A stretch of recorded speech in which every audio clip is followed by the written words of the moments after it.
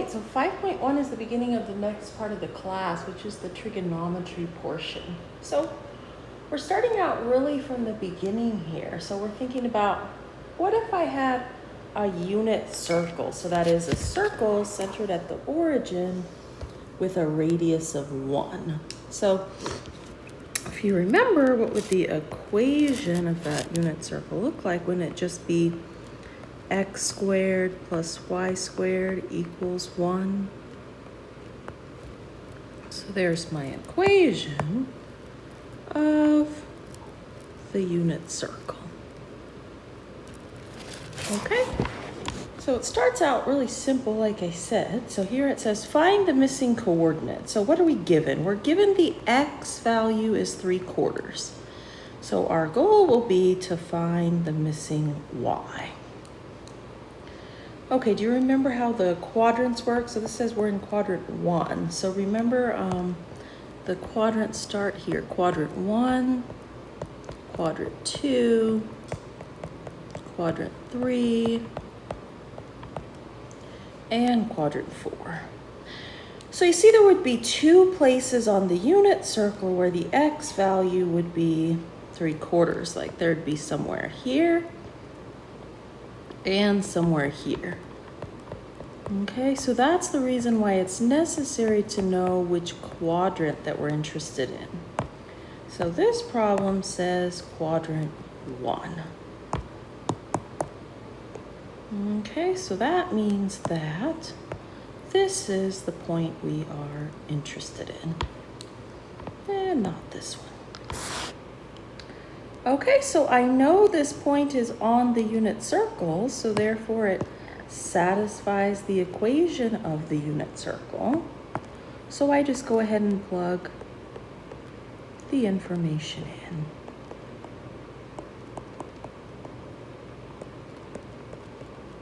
So in the next step, I'm going to have to subtract the 9/16, so I need a common denominator. So I'm going to go ahead and write 1 as 16/16.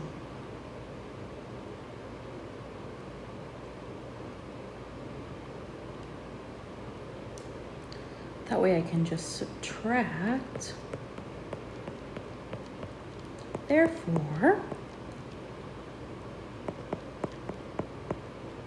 so you see how here, this plus or minus is going to be determined by which quadrant I'm in. So because I know I'm in quadrant 1, that means I'm looking at this point. So at that point, the y value is positive, right?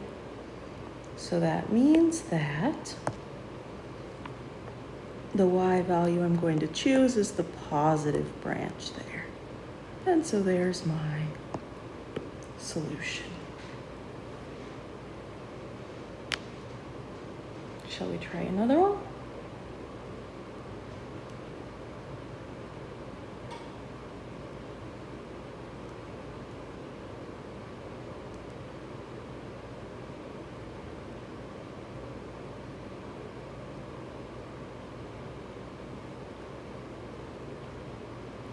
Okay, so let's see. My terrible circle here, unit circle. Let's see, so again, there would be 2 places where this time the y would be negative 2/7. I mean, I'm just estimating. 2 places where the y would be negative, right? Would be quadrant 3 and then quadrant 4. So we're told we're interested in quadrant 3. Okay, so that means I guess the x is going to be negative. But then I just plug in the equation of the unit circle again.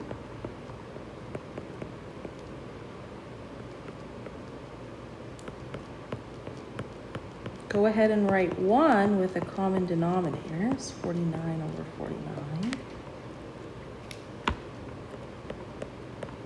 So then I'll take the square root.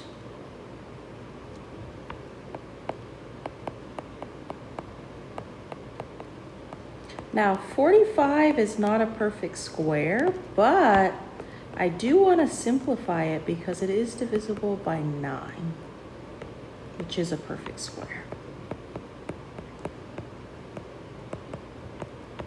Okay, now I'm going to choose the sign depending on the quadrant. So again, in quadrant 3, I know the x is negative. So it's going to be negative 3 root 5 over 7.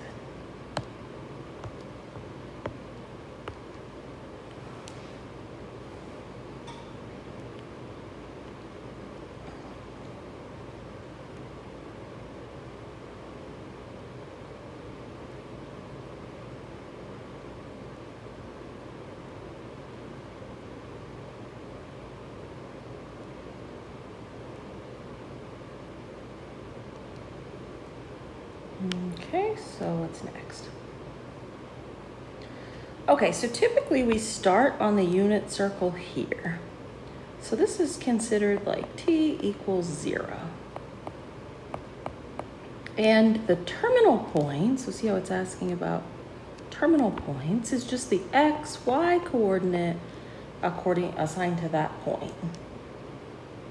And so that would just be 1, 0. Okay, and then we move counterclockwise. So this direction.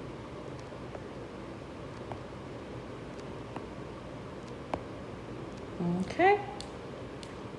So the goal is to determine some other terminal points. So let's see. So think about this. If I was to go all the way around the circle, so you know, from here all the way to here, I would have gone a full circumference. If you remember the formula from geometry for the circumference of a circle, it's 2 pi r. Now here I know the radius of the circle. Since it's a unit circle, the radius is 1. So what does that tell me? That tells me if I was to go all the way around the circle, so from here all the way around to here, back to where I started, I would have gone a distance of 2 pi. So 2 pi puts me back at 0. So then look at this. So then if I was to go half that distance, that put me here. So the t value there would be pi, 1 pi. And the terminal point for t equals pi would be -1, 0. If I go half of that again, it's going to put me here, yeah? So that would be then half of pi. And the terminal point for that would just be 0, 1. Okay, so how does this work? Half pi, 1/2, 2/2. This would be 3/2 pi. And so the terminal point for that guy would be 0, -1. And then 4/2 puts me back where I started at 2 pi, right? So 1/2, 2/2, 3/2, 4/2. And I mean, I can keep on going. So if I continue, then I'm at 5/2. So actually, pi halves and 5 pi halves are coterminal, as in they would both have the terminal point 0, 1. And I can keep doing that. So I'd have, 5/2. So let's see. Get something to illustrate this.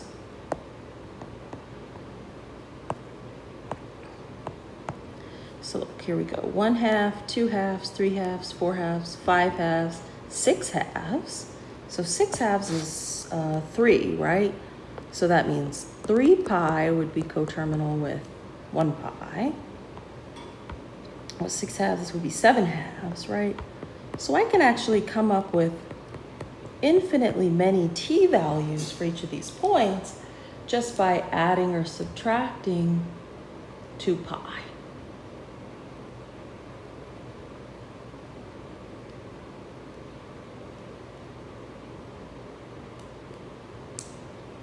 Okay, now the other thing is, I could actually go in the negative direction. So I could, you still start at 0, but what if I go clockwise? Okay, that's considered a negative t-value. So that means this one would also be negative pi over 2. This t would be negative pi. So lots of different names for the same terminal point. This would be negative 3 pi over 2.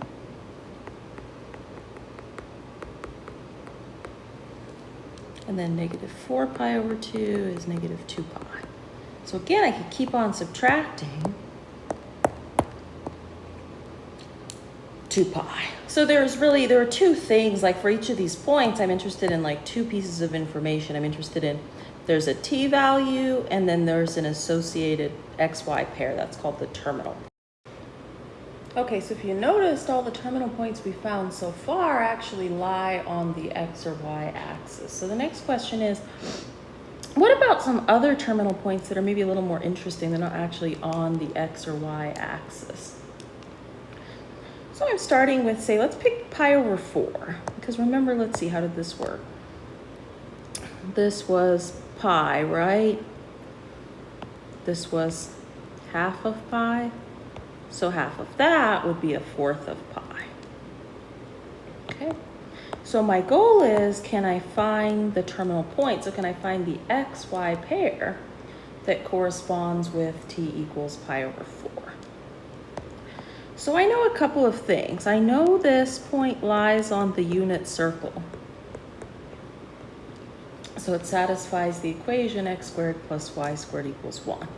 Here's something else that makes this point special. So what the reason that it's special is because it lies on the diagonal here, okay? So that diagonal line is y equals x, right? So actually what I have is I have a little nonlinear system of equations. So we talked about solving those. So what I can do is I can do a little substitution. Okay, so I mean, I'm plugging this in, here, say, or you could do vice versa. So you would have x squared plus another x squared is 1. So 2x squared is 1. Square root, rationalize,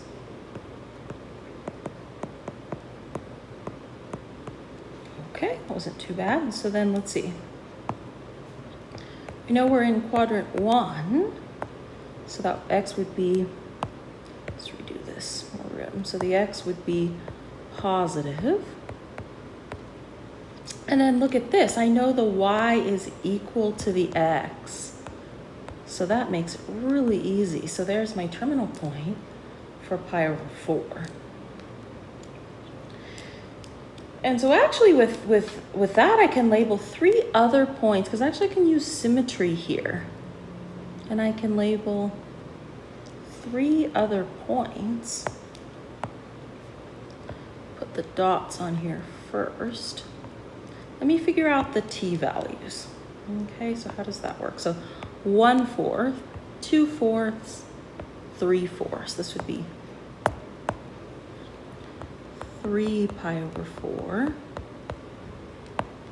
1/4, 2/4, 3/4, 4/4, 5/4.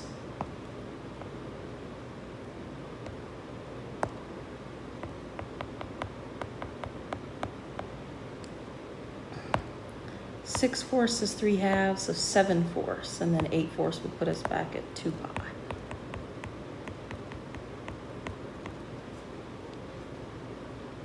Okay, and then let me write in the terminal points. So those are going to be similar to this one, right?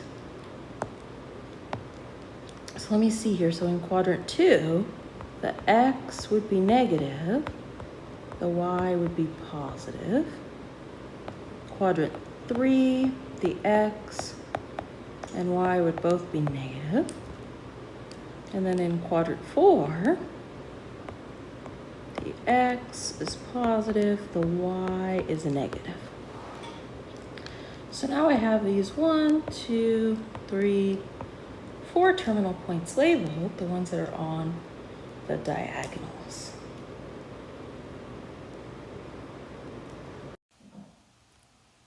So we looked at pi over 4. What if we look at pi over 6? So this point is also special because it turns out, you see what I've done here is I've taken the right half of the circle and I've cut it into, these should be even thirds, okay? So then I arrive at this t equals pi over 6. So the question again is, for that t value, can I come up with the terminal points of the xy pair for that given t? Okay, so let's see what I can come up with as far as a system of equations. This one's a little bit more interesting. So again, I know I'm on the unit circle. So x squared plus y squared is 1. What else do I know? Well, remember how I mentioned, let's see, the even thirds. So here's the thing. So what I'm going to do is,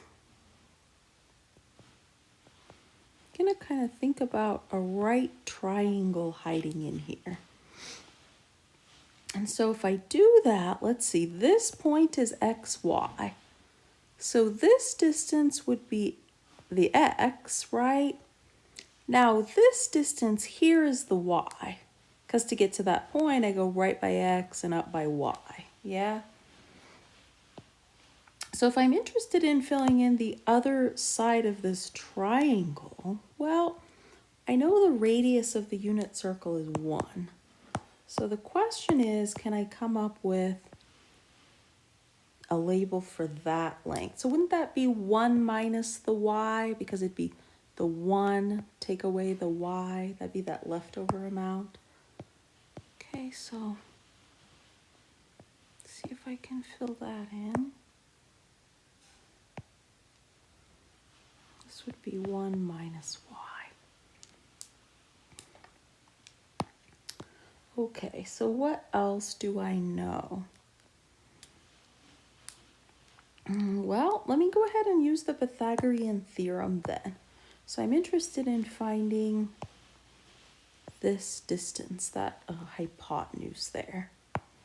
So let's see what I can come up with there. So I know 1 minus y squared plus x squared would be that hypotenuse squared. So I have to do a FOIL there.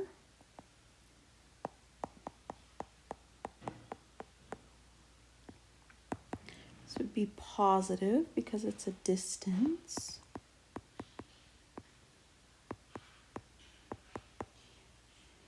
Okay, so that'd be the hypotenuse. That'd be square root x squared plus y squared minus 2y plus 1.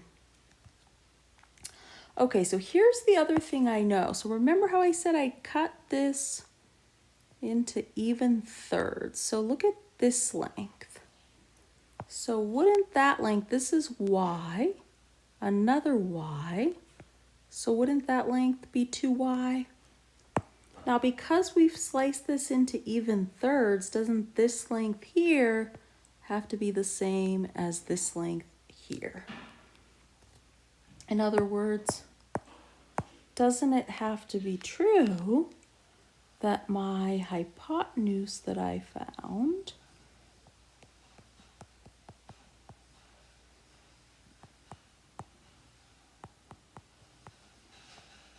has to be equal to 2y?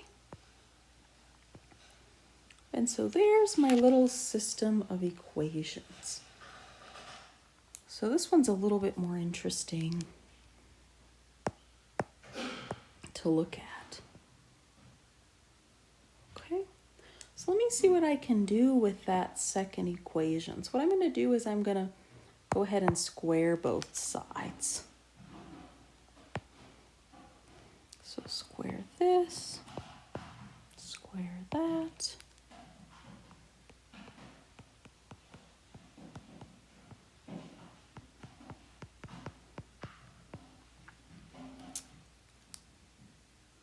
Okay, now here's something kind of interesting. Look at this. Remember how we talked about clever substitutions? You see that x squared plus y squared there? Well, don't I know that x squared plus y squared is equal to 1? So actually I can do a clever substitution. So doesn't this second equation really look like this? You see how now I only have one unknown, y. So let me rearrange this. Let's factor out a 2, divide by 2. Let's try to factor that.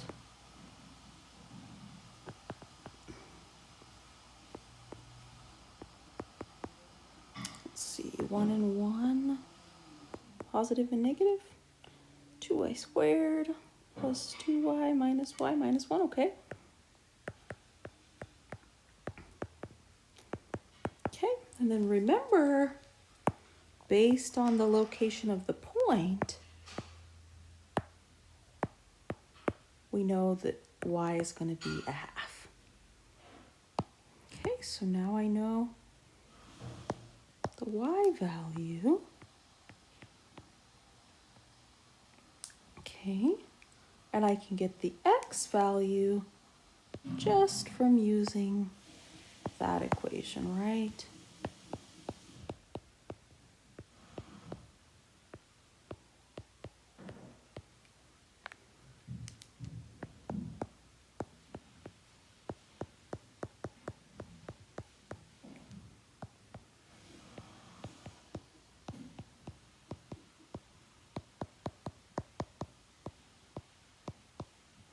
Okay, and then based on the location of the point, the x would be positive. And so that's kind of cool. So we found our terminal point for t equals pi over 6. So actually, again, you can use symmetry, and I can actually fill in several other points. So what I was going to kind of try to do down here is fill in this unit circle just by filling in the blanks. So let me see. So I wanted to show you one other thing. So I'm not going to fill in everything here, but I'm going to fill in. So that t that we just looked at,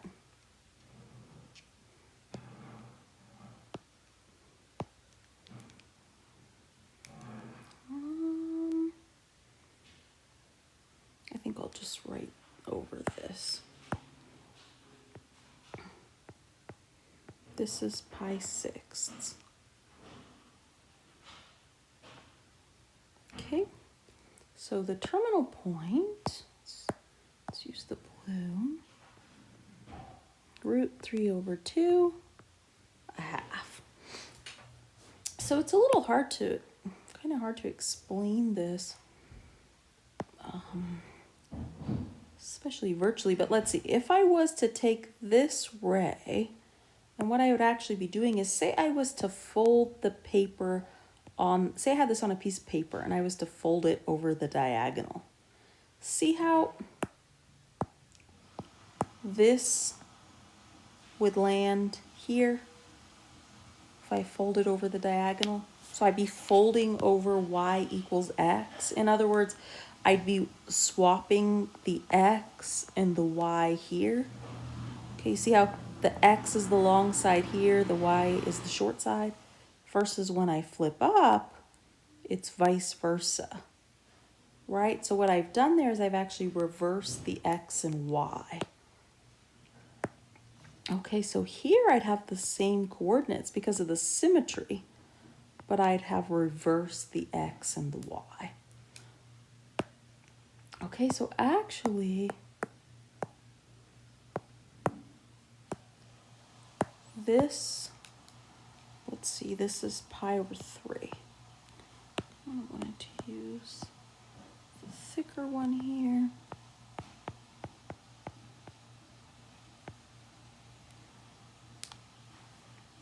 Okay, so what else can I fill in? There's the terminal point. Okay, let me see. So look, let me fill the rest of these in. So with these, I'm counting in sixths. So look, you have, here's 1/6, 2/6 is a third, 3/6 is a half. So this would be 4/6.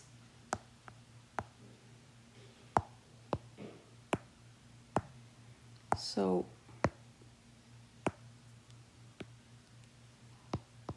4/6 is 2/3, right? So this point, how do I want to fill this in? I'll write it this way.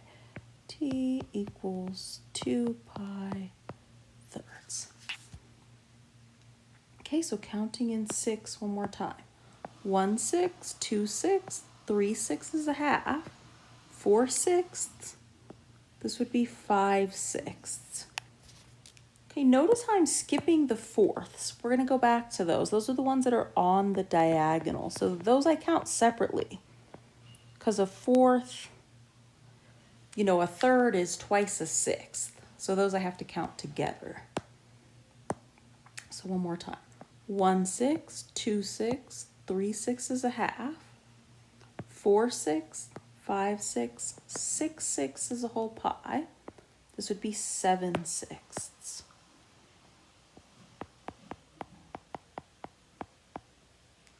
Okay, skip the fourth, so 8/6. So what is 8/6? 8/6, using this as scratch, 4/3, right?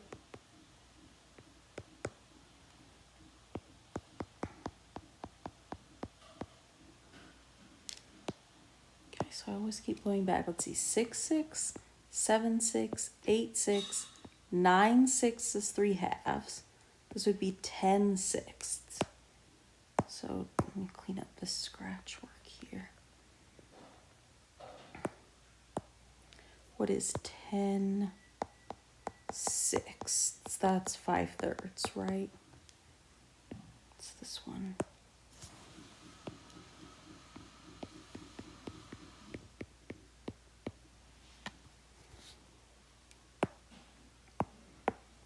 Okay, so always going back to my counting.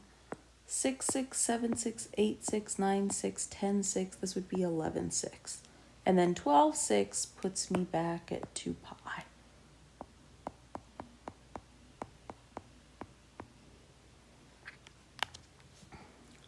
Okay, so actually with that I can just use symmetry. And I can fill in all the coordinate pairs. So look, like this guy here matches with this guy here. Right, so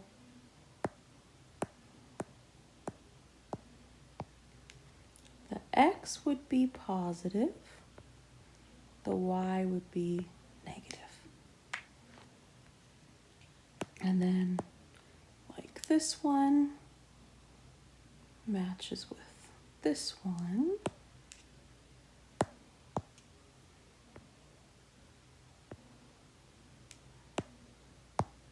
So the x is positive, the y is negative. I wish these coordinate spaces were a little bit bigger. I should use the smaller marker maybe. Okay, but then I can keep going with the symmetry, right? This matches with that. This matches with that. So let me see if I can fill those in. So put the points on there. Let's see, so I'd have the x would be negative, the y would be positive, and then this one, the x would be negative, the y would be positive. And then I just keep going with the symmetry.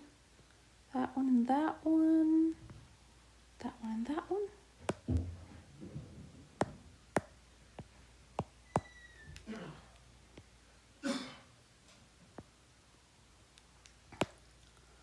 Okay, so let's see. This one, the x and y would both be negative. This guy, again, the x and y would both be negative. Okay. So, I mean, let's see. I've got the 6 3/3 filled in. What else was I going to tell you? So there's a couple things you can notice. You may notice. So you see how I noticed that the thirds are closer to the y-axis here, versus I noticed that the sixths, see how the sixths are closer to the x-axis? So that's something that I remember. And then let me fill in the rest of the circle. Actually, I think the 6 3/3 are the harder ones. We got those done. So we count the 6 3/3 together, and again, that's because thirds are multiples of sixths. Let me see if I can fill in the rest of the t. So I guess you could call this t equals 0 or 2 pi. And the terminal point for that one is just 1, 0. Okay, now we count the fourths. So counting in fourths, so we have 1/4, 2/4 is a half, right?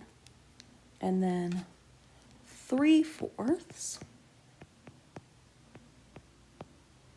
Maybe I should have a different color. 4/4 is 1 whole.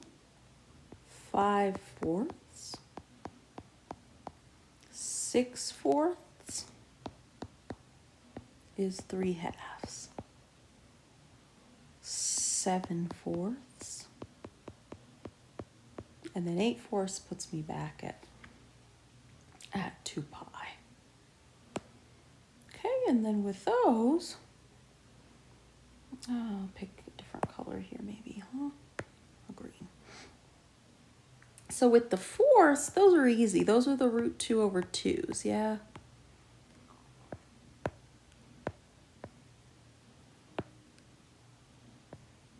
Okay, so then this would be negative root 2 over 2, positive root 2 over 2.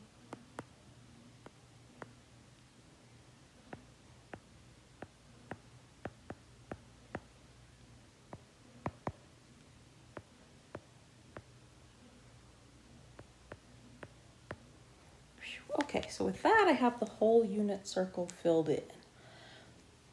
So I would not sit down and memorize the whole unit circle. I mean, to me, that seems really silly. You do have to be able to fill in the whole unit circle.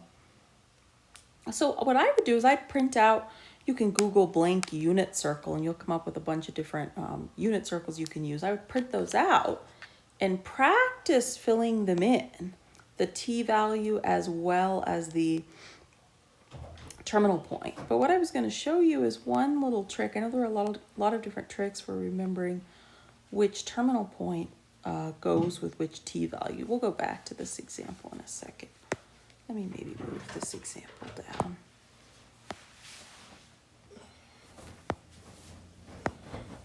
So let's move that because I was just going to show you. Here's what I think about. So really, if you know the first quadrant, you can really fill in all of the information for the whole unit circle. So, okay, that's good enough. So, all right, usually students remember, they're like, okay, I remember, this is pi over 4, and I remember the terminal point for the fourths is root 2 over 2, root 2 over 2. Okay, so usually students have that. But the part that tends to get people is, well, okay, so they know that this is pi sixths. And then color. They know that this is pi thirds. So that's a good start. Okay, but then how do I remember? So I guess I like to memorize as little as possible. So I guess I'll tell you what I have to memorize, at a bare minimum. So at a bare minimum, I have to know that for pi thirds and pi sixths, one of the coordinates is a half and one is root 3 over 2. But actually, if I know that, I really know everything. Because here's what I think about. Look at this. So which one of these numbers is bigger? A half or root 3 over 2? Well, a half is the square root of 1. The square root of 1 is less than the square root of 3, right? So what I have here is I have a small number, and here I have a bigger number. So if I know that, I can actually fill all these terminal points in, because look at this. Look at pi sixth. So who's bigger here? X is bigger, right? Y is smaller. So the X would be the root 3 over 2. The Y would be the 1/2. Versus if you look at pi over 3, see at pi over 3, the X is smaller, the Y is bigger. So the X is smaller, the Y is bigger. So that's the way I remember it, and then I really have the entire unit circle. So all I have to do from there is just use symmetry, and I can fill everything in. So that's kind of cool. So again, go back and practice with some of those blank unit circles. And then here, I think that's the last example. So find the terminal point.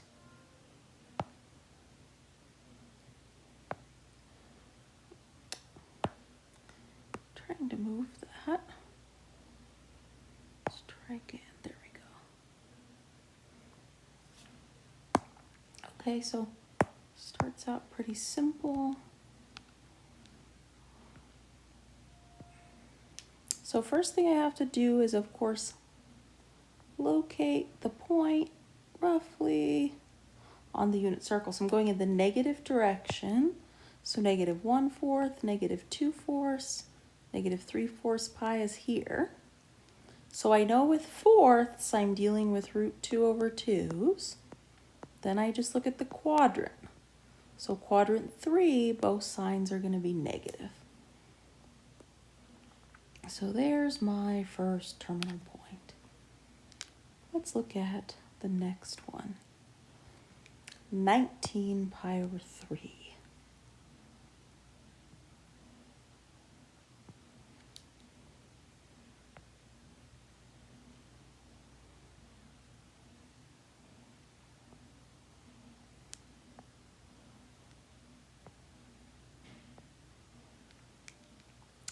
All right, I guess the long way would be counting thirds. 1/3, 2/3, 3/3, 4/3, 5/3, 6/3, 7/3, 8/3. Oh my gosh, 9/3, 10/3, 11/3, 12/3, 13/3, 14/3, 15, 16, 17, 18, 19. Is it here? Okay, so well, what if it was like 129 thirds? So I don't want to count that out. So here's what I would do. So with these bigger numbers, so 19 thirds, can't I write that as, let me see, I could write that as 18 thirds plus, put my pi in there.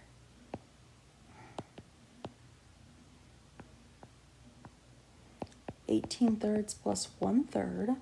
Now, why is that helpful? Because 18/3 is 6 pi. You see how this is 3 full rotations around the circle? So actually that just puts me right back where I started. So what I would conclude is 19 pi thirds is coterminal, as in it has the same terminal point as just pi over 3. Okay, so that tells me immediately when I'm going to plot 19 pi thirds, I don't need to sit here and count. I just go to pi thirds. Okay, now at pi thirds, let me see here. The x is smaller, the y is bigger. So there's the terminal point.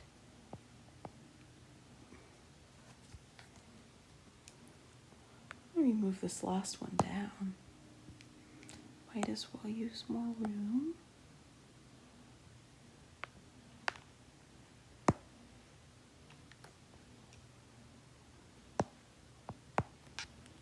Let's do the same thing. I'm going to break this up. Here's some ideas. So numbers divisible by 6. I could do 30 and 1. Let's see, I could go down another. I could do 24 and 7.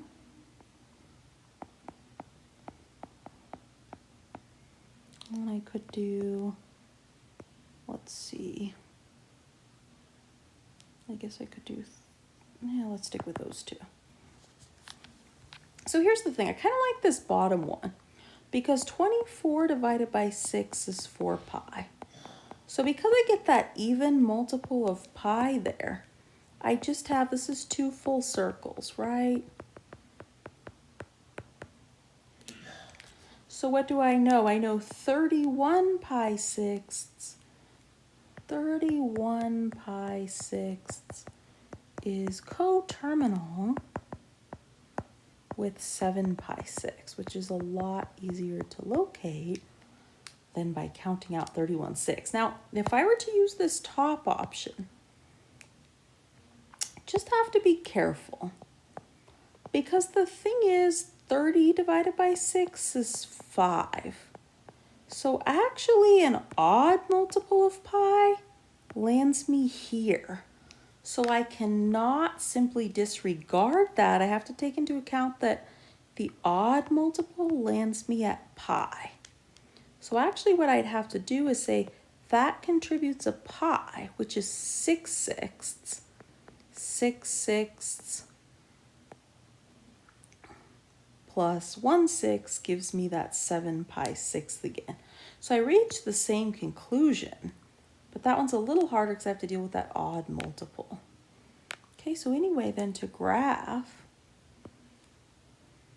roughly, since I'm not doing a very good job drawing circles on here, unfortunately.